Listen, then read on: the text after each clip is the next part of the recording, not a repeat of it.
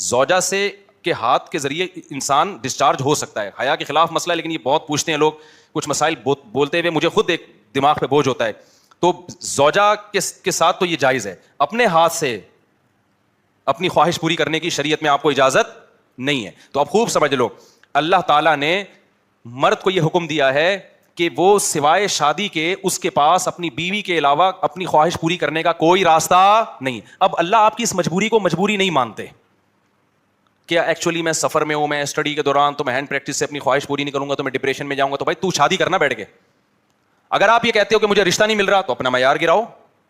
آپ بولو کہ میرے اسٹینڈرڈ کا نہیں مل رہا, تو اسٹینڈرڈ کیا کرو, بولو نا, کم کرو. آپ اللہ میاں کا یہ حکم ہے, اپنا اسٹینڈرڈ کیا کرو, آپ کم کرو. یہ بھی قرآن میں ہے, وَمَن لَّمْ يَسْتَطِعْ مِنكُمْ طَوْلًا أَن يَنكِحَ الْمُحْصَنَاتِ الْمُؤْمِنَاتِ فَمِمَّا مَلَكَتْ أَيْمَانُكُمْ. اللہ کہتے ہیں کوئی آزاد عورت شادی کے لیے, خاندانی عورت نہیں مل رہی, کسی کی باندی سے شادی کر لو. عرب میں باندی کا لیول بہت کم ہوتا تھا, اور اللہ نے فرمایا ذَلِكَ لِمَنْ خَشِيَ الْعَنَةَ مِنكُمْ, جس کو زنا یا برائی کا خطرہ ہے نا وہ یہ کام کرے. تو کیا مطلب, اللہ کیا حکم دے رہے ہیں, اپنا اسٹینڈرڈ کیا کرو, بولو نا, گرا دو. اور یہ اللہ نے مرد میں خواہش نفس مسلط اس لیے کی ہے کہ نہ چاہتے ہوئے بھی شادی کرے. یہ اس لیے نہیں کی ہے کہ ہاتھ سے فارغ ہو کر اپنے آپ کو ٹھنڈا کر لے اور شادی 10 سال کے لیے مؤخر کر لے. یہ تو مسلط کی گئی ہے, کیونکہ شادی کو اسلام نے آپ پہ نہیں چھوڑا, فطرت نے آپ پہ نہیں چھوڑا. ہم اور آپ پہ چھوڑا ہوتا تو ہم 50-50 سال کے ہو کے بھی نہیں کر رہے ہوتے. جو کام انسانیت کی بقا کے لیے ضروری تھا نا, اللہ نے وہ ہمارے مشورے پہ نہیں. اللہ چاہتے ہیں کہ نسل بڑھے, تو اس لیے یہ چیز اللہ نے مسلط کر دی ہے کہ لوگوں سے اللہ مشورہ نہیں لیں گے کہ ایکچولی آپ کو کرنی چاہیے کہ نہیں کرنی چاہیے. اللہ مسلط اتنی کر دیتے, آدمی کہتا ہے بھائی میرا دماغ پھٹ رہا ہے, میں برائی کی طرف جا رہا ہوں, میرے پاس کرنے کے علاوہ کوئی آپشن ہے نہیں, تو مسلط ہو جائے. کیوں, اس کا فائدہ کیا ہوگا, مجبور ہو کے آپ نکاح کرو گے, ایک دوسری عورت کو بھی آپ برائی سے بچا لو گے, اور دونوں کے ملاپ سے اولاد ہوگی جو اللہ چاہتے ہیں کہ نسل بڑھے. یہ تو فیملی پلاننگ والے کہتے ہیں کہ نہیں بڑھے, لیکن اللہ نہیں مانتا ان چیزوں کو. نہیں آ رہی بات, میرا خیال ہے. تو یہ فطرت نے مسلط کی ہے. تو اگر ہم مجھ زنی کی اجازت دے دیں تو اس فطرت جو آپ سے چاہ رہی ہے آپ اس کے اگینسٹ چلنا, بولو نا, شروع. مثال کے طور پر فطرت آپ کو بھوک لگاتی ہے روٹی کی, کیوں لگاتی ہے, چوری کر کے کھاؤ. اس لیے نہ چاہتے ہوئے بھی آپ کمائیں, کاروبار کریں یا ملازمت کریں. اس ملازمت کرنے سے کیا ہوگا, صرف آپ کو فائدہ نہیں ہوگا, آپ کے باس کو فائدہ ہوگا, اس کا بزنس چلے گا, اس کے بزنس چلنے سے لوگوں کو فائدہ ہوگا. تو یہ سب چیزیں ایک دوسرے سے کیا ہیں, لنک. آپ کو بھوک لگ رہی ہے, اسلام کہتا ہے آپ حلال طریقے سے کما کے کھاؤ. آپ کہہ رہے تھے میں نہیں کما رہا, جب بھوک لگے گی نا ٹائٹ تو آپ کمانے پر کیا ہوگے, مجبور.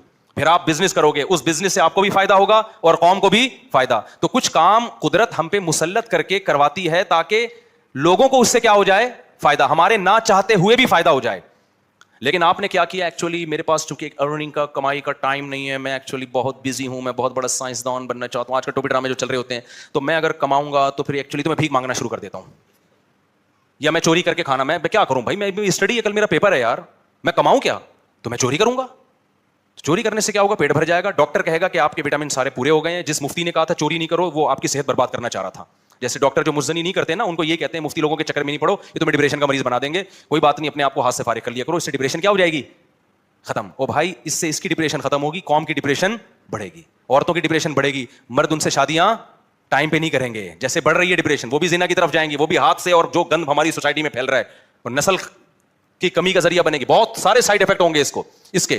تو فطرت آپ پہ بھوک مسلط کرتی ہے, نہ چاہتے ہوئے بھی آپ روٹی کماؤ, امتحان کو مؤخر کر دو, کیونکہ روٹی کمانے کی فکر ضروری ہے, اس سے دوسروں کو بھی روٹی ملے گی, اس کو بھی بزنس ملے گا.